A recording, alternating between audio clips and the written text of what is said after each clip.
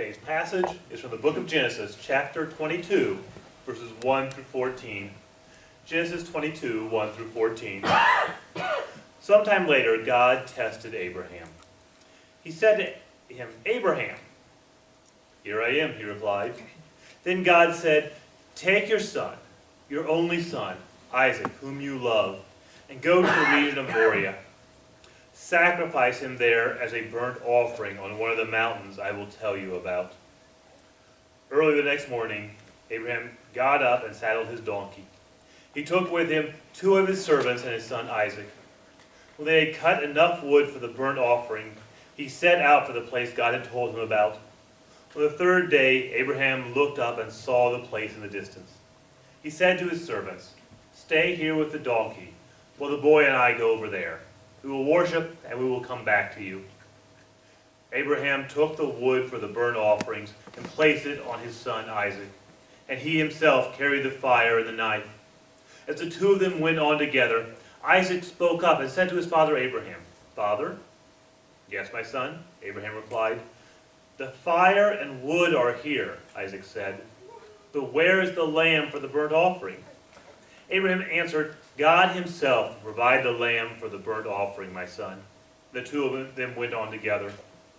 When they reached the place God had told him about, Abraham built an altar there and arranged the wood on it.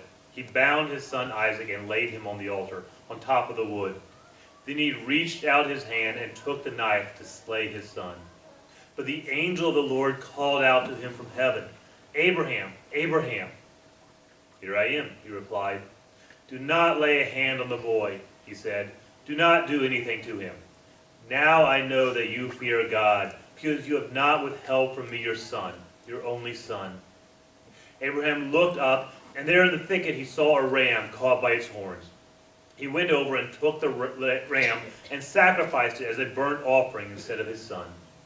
So Abraham called the place, "The Lord will provide." And to this day it is said, "On the mountain of the Lord it will be provided."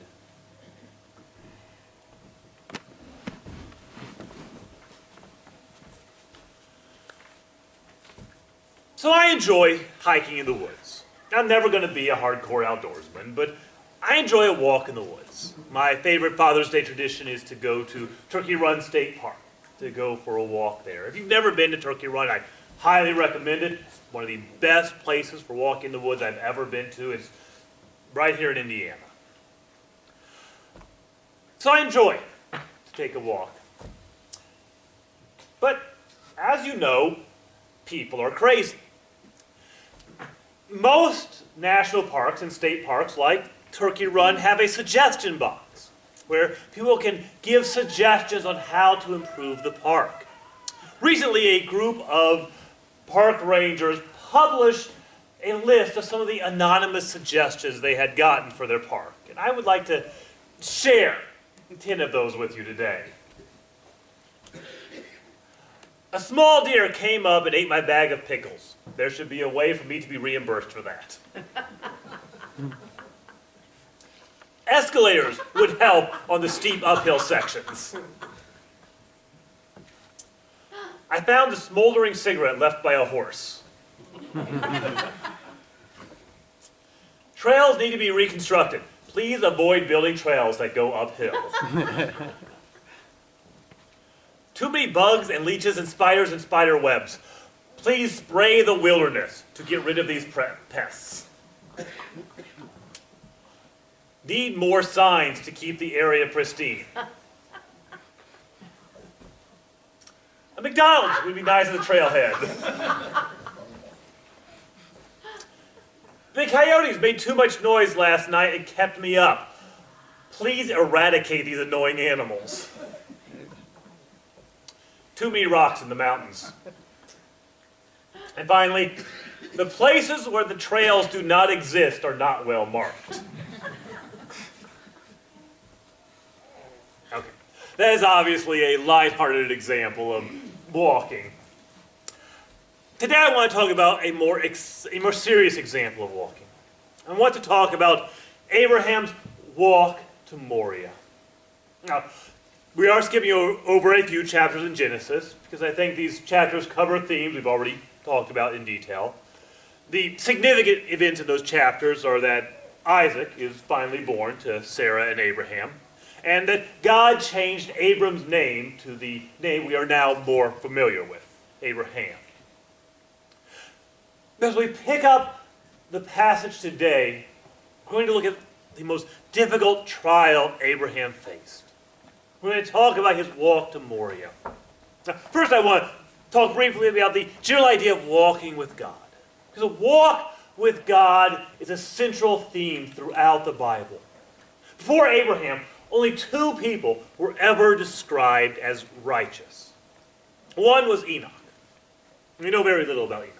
We know his age, we know that he had children, and we know that he did not die.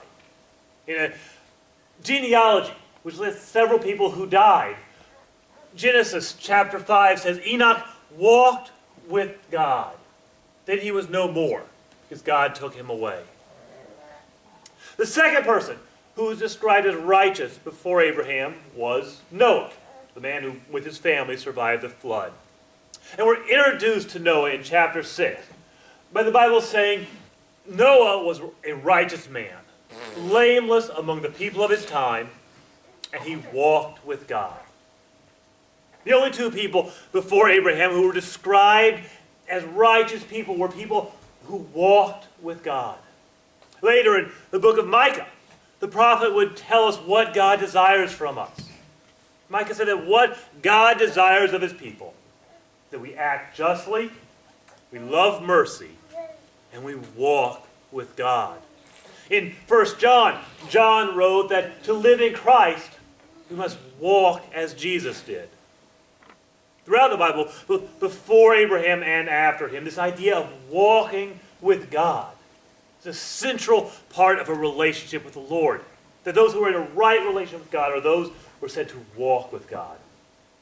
And today's passage takes that idea and flips it on its head in an interesting way.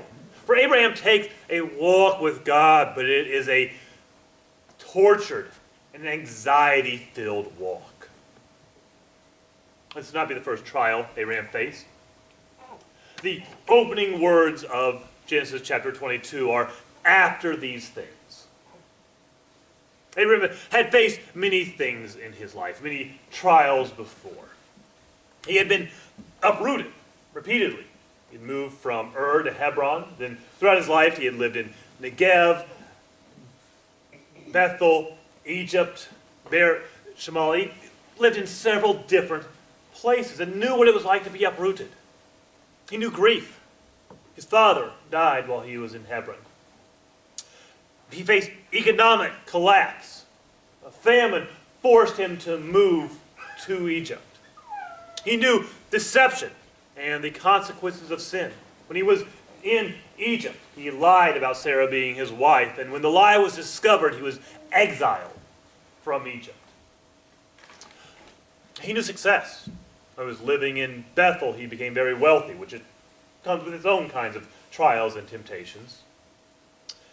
He experienced hope deferred.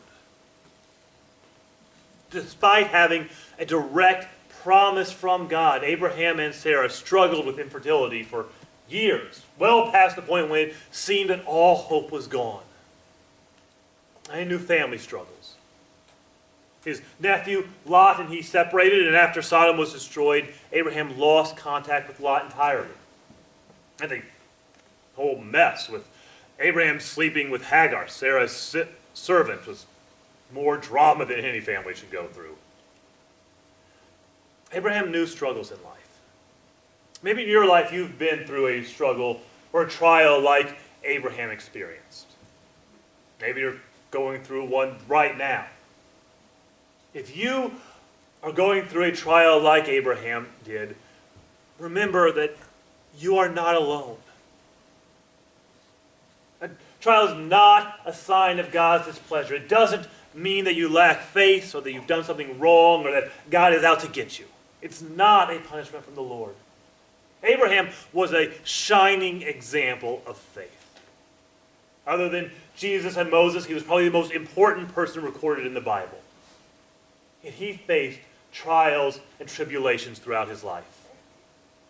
It wasn't a sign that he lacked faith or that God was displeased. Certainly the Bible records Abraham as a man honored by God.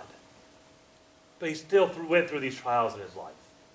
And if you are going through a trial like Abraham did, remember that you are not alone. But today I want to talk about the most difficult trial Abraham went through. So God went to Abraham and called out to Abraham, and he told Abraham to take his son, his only son, Isaac, whom he loved, and to sacrifice Isaac as a burnt offering. And this call was unprecedented and unheard of.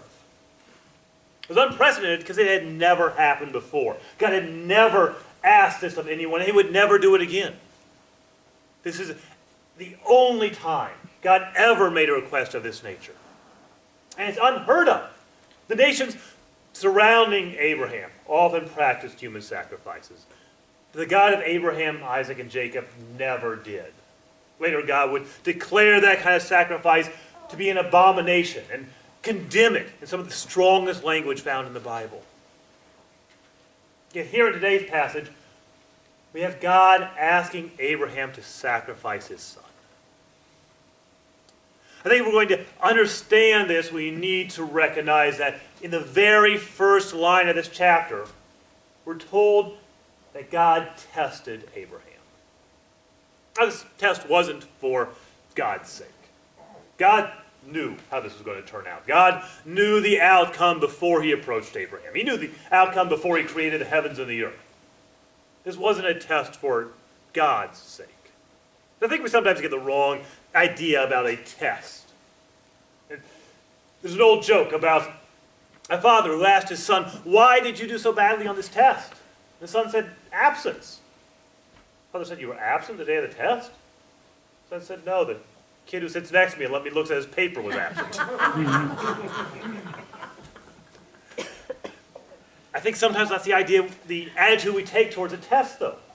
We think it's all about the grade. Or I know when I was younger, I thought teachers enjoyed testing us. I got a little older and found out that teachers didn't like grading tests any more than I liked taking them. But that's not what a test is about. A test is about revealing knowledge, and as many studies have found, that a test is an integral part of the learning process itself. And this test wasn't for God's sake. This test was for Abraham. This would be the final test of his life. This would be the climax of Abraham's life. He had walked with God throughout his life, but now the test came, and what would Abraham put first? Would God be first in his life, or would it be something else? So Abraham began this long walk to Moriah. He rode his donkey with his servants and his son for a while, but then he left the animals and the servants behind, and just Abraham and Isaac walked on to Moriah. And you may notice I've talked mainly about the walk to the mountain, not the sacrifice that was going to happen when they got there. That's because I have found in life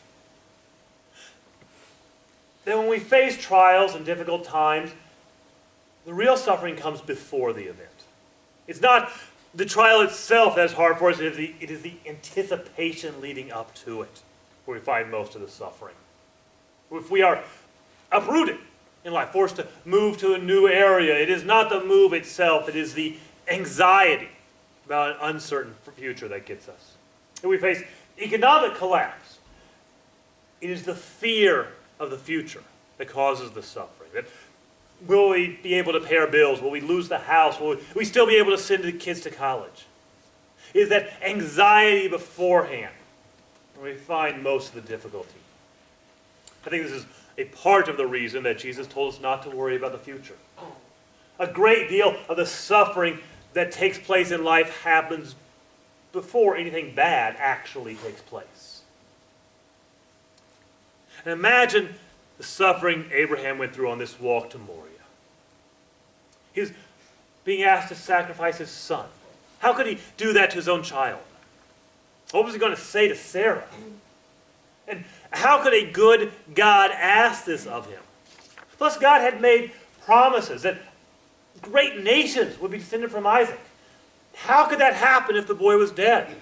Were God's promises no longer unbreakable?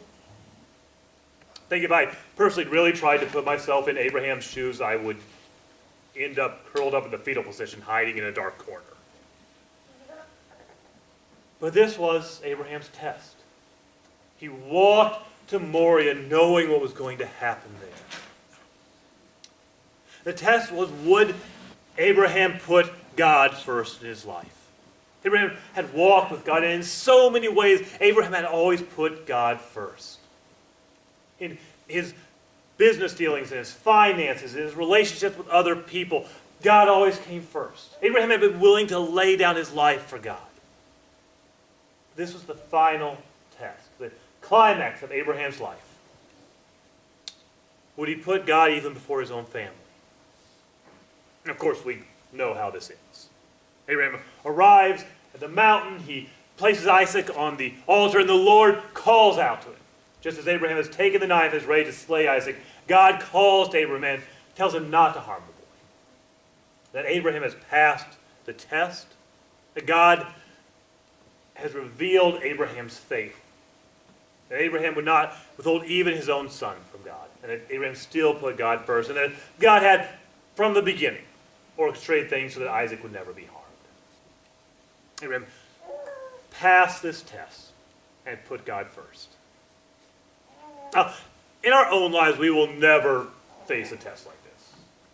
God is never going to ask us to literally sacrifice another person. As I said, this was a once-in-all-history event. But we do face a more symbolic kind of sacrifice. Because our God has called us to put him first. God has called us to put him before the things of this world, to put him first. Because when we put God first, everything else in life comes together. When we put something else first, and the rest of our life is out of whack. We're called to put God before our possessions. Okay, that's a pretty obvious one. We know that we should put God before money and long vacations and new cars. We should put God before the physical stuff of this world. It starts with tithing. And we give a tenth of whatever God has given back to the Lord. But really that's just the first step. We make the conscious choice to put generosity before greed. When we put our possessions first, then our possessions own us. They control our lives. When we put God first, he frees us from the materialism of this world. That we can live in a right relationship with the things that we own. We put God before our ambition. Ambition is not a bad thing. Ambition is the desire to accomplish something, and we should have that. But when we put our ambitions before God, it always turns into selfish ambition. And selfish ambition destroys our lives. Because we lose sight of the things that really matter. And then, even if we are able to accomplish our ambition, it leaves us feeling hollow. Because we've lost sight of what matters, and that void can't be filled by any ambition. And so it creates this destructive cycle in which we seek out a new ambition that doesn't satisfy us and just pushes us on to the next ambition. But when we put God before our ambition, then he puts us in a right and healthy relationship to the ambitions of this life. We put God before family. In Matthew chapter 10, Jesus said, if anyone loves his mother and his father more than me, he is not worthy of me. If anyone loves his son or his daughter more than me, he is not worthy of me. If anyone does not take up his cross and follow me, he is not worthy of me. That's a tough one. Because we know that family is important. The very idea that there could be something more important than family is unpalatable to us. But I think to get a better understanding of this, we should look at the next line in Matthew. Because after telling us that we should love him more than our father and mother, our son or daughter, even our own lives, Jesus then said, anyone who wants to save his life will lose it. But anyone who loses his life for my sake will find it. When we put our own lives first, when we put our family before God, then we lose out a real love for our own families. When we put God first, then we can truly love our families because God is love. When we put him first, he purifies our love.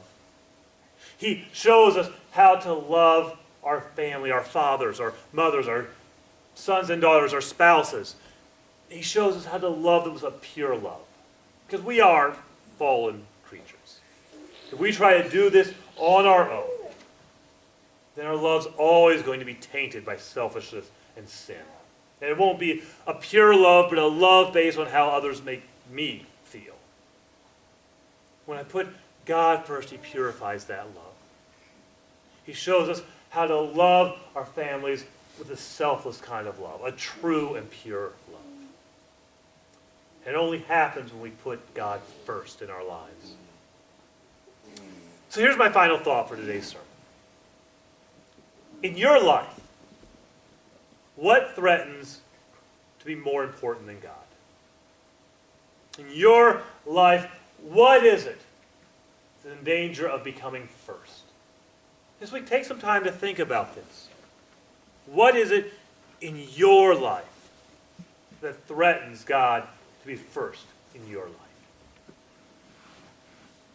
In a moment, we're going to stand for our invitation hymn. And as we stand to sing, if you have been putting something else first, and you want to change, if you want to start putting God first, you have an opportunity.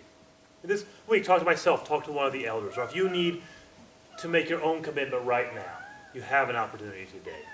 I ask you to stand with me for our invitation hymn, which is Take My Life and Let It Be. And we'll sing all the verses.